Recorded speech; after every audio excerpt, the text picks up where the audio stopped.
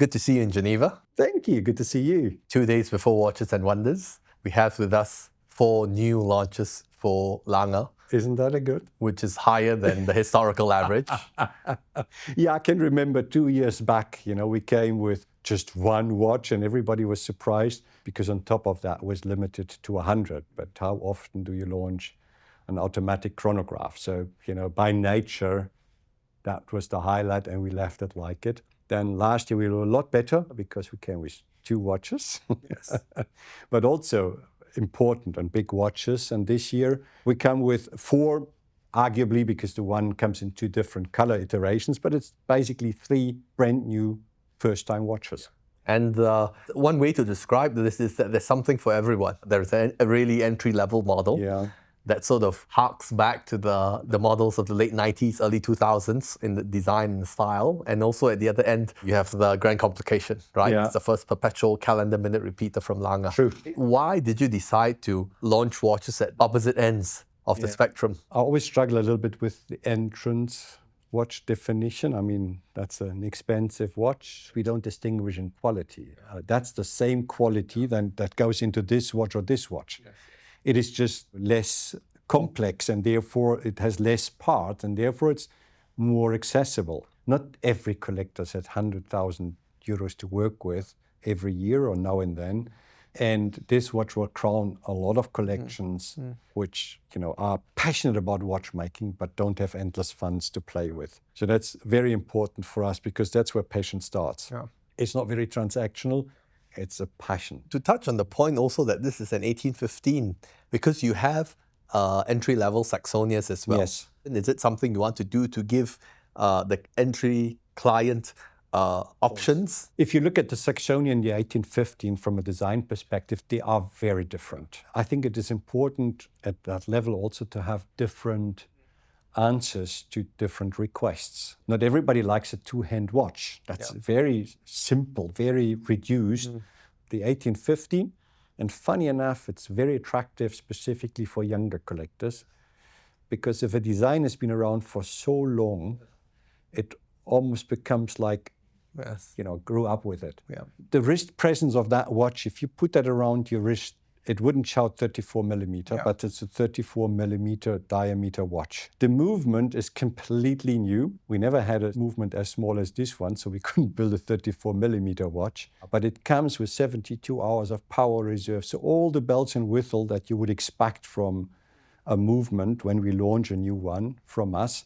And of course, that will be the engine of these sort of watches for a long time. Yeah, and also the 1815 is interesting because, like I was saying earlier, it sort of harks back to a watch that you did before. My first Lange Söhne watch that I bought in '97 was exactly this watch, just a tit bigger. It was about 36 millimeters, if I'm not mistaken. I think 35.9.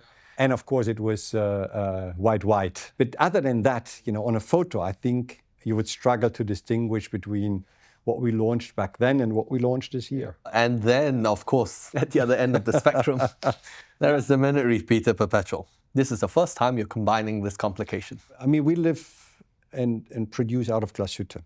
There's a lot of history, a lot of talent in that valley, but it was never known for minute repeater. So our journey started back in 2013 with the launch of the Grand Complication. Arguably, that was even more complex, with the Petite and Grand Sonnerie and all that. But that was a very traditional watch based on the 42-500 pocket watch.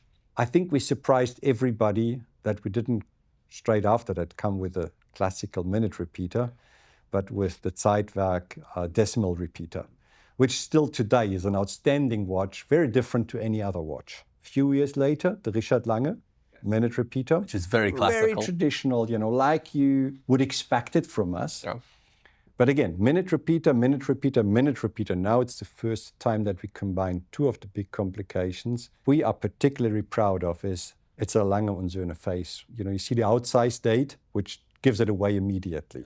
It's done in-house, the enamel dial, the printing. I would go so far that even the dial is a complication because it's made out of 4 parts with a lot of drilling and cutting. And at the end, it's glass. So it's a little delicate to work with. 3 ATM waterproof. I know it's a bit of a contradiction because people say, I mean, you don't go swimming with the watch. I agree. And on top of that, you know, if you put seals in a watch that should make noise, that's not very helpful because it's a lot easier if you don't have seals to get the noise out. You come from Singapore. You know how hot and humid it is. I don't need to share with you what happens if that humidity goes into the movement and what happened to all the little steel parts that you can find automatically in every move. So therefore, we decided it's not totally true. The 6 grand complications are not waterproof, but any other watch from us is waterproof at least to 3 ATM. So can we expect the in-house enamel dials to see them more often on Lange watches? You know, we have quite a few people working in that department and we're still embarking on that journey. So we learn as we talk every time. Now you see a lot more in-house made enamel dials than ever before. Yes. So it's for sure it's a journey that we continue. I like the fact that this references the Lange Perpetual. Even though now Lange has newer, more innovative perpetual calendars, that is, for me, the classic Lange Perpetual, right? It was the first. So this sort of references the same aesthetic, but it's a completely different watch, which is nice. I think it's a nice touch. And the enamel dial, as you said, is very special. You know, historically, the black enamel dial, you only did it for the Lange 1 Handwerkskunst. Tourbillon, right? exactly. Tourbillon. So that was a special series. Yes. But this watch is not part of that series. No. But it still has in-house enamel dial. So how do you decide this is Handwerkskunst and this is not, and this is enamel and not? Yeah. First of all, I think all our watches are Handwerkskunst by definition, because they're assembled by hand, they are hand decorated, hand engraved, and so on and so forth. For some watches, we go the extra mile.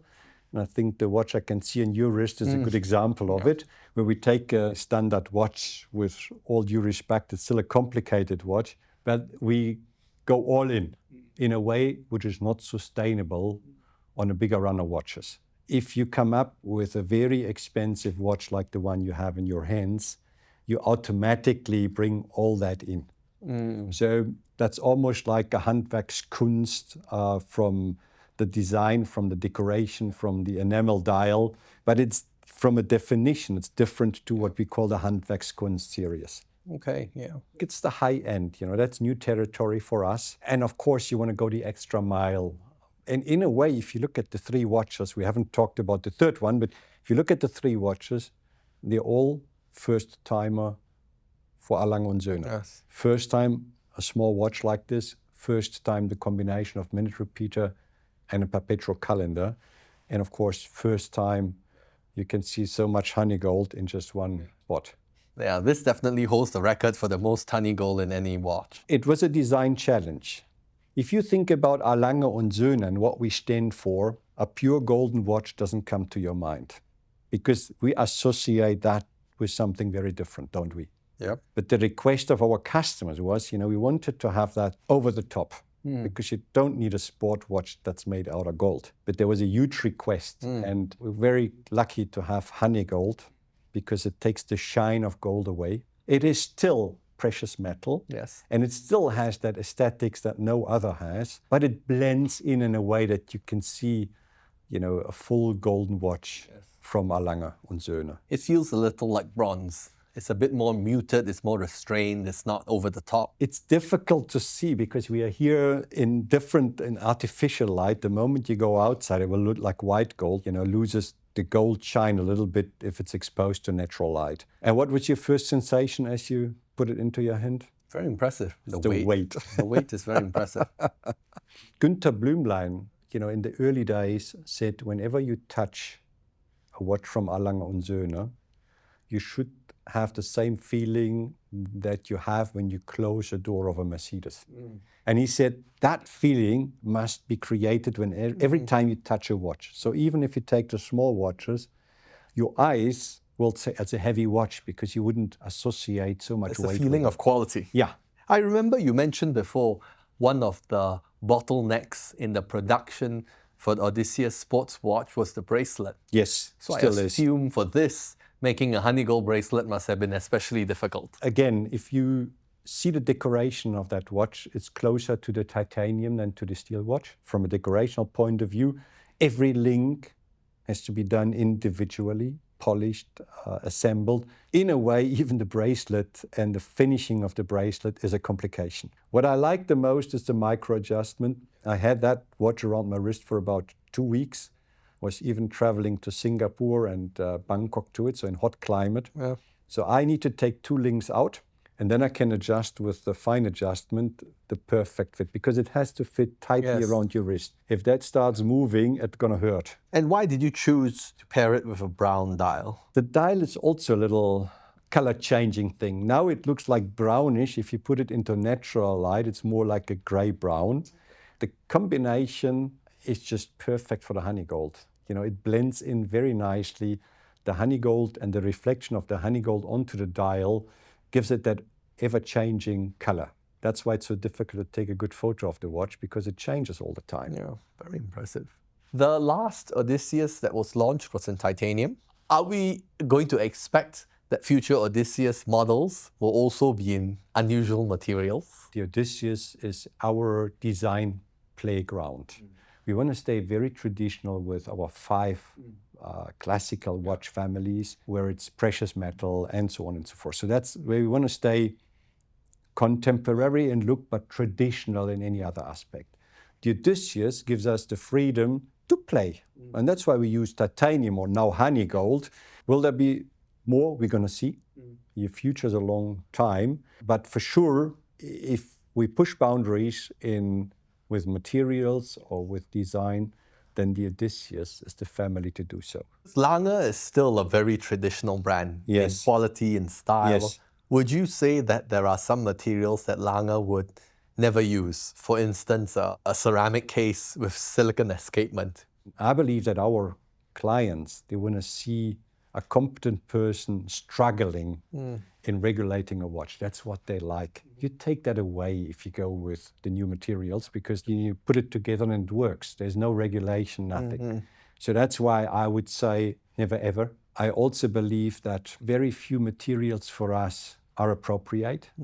Titanium, because so hard to work with, you know, it has its own challenges that we like. The moment the competence is really with the maker, you know, to cook it, to bake it, to God knows what. I don't think it's us. So we would stay traditional, even we use new materials, but these materials in itself should be a challenge. And a challenge for us, not for somebody else. It's a good year for us. Yeah. If I look at these watches, because I always believe that if you come with good watches, you attract customers, you attract clients. And because these 3 watches are so different and they are new in the clearest way, I think it will give a good invitation to everybody to talk about it. Yes. And yes, it's 50, it's 100, and it's unlimited. So these 2 watches will probably go very quickly to a wrist. But, you know, as I said before, more than ever before, people are interested in watches, and they will discuss this watch. Remember, we only build a few thousand watches a year. So we will be unable to build watches that attracts everybody, if that's possible at all. But that's not our intention. What is important, that doesn't matter which watch you touch from us. You know it's an Lange Söhne watch. The quality, the love to detail, the legibility, the weight, that's important. It is. Bravo. Thank you. So let's see what the rest of the community is going to say. Thank you so much. Well, see you then soon at Watches and Wonders. Thank you.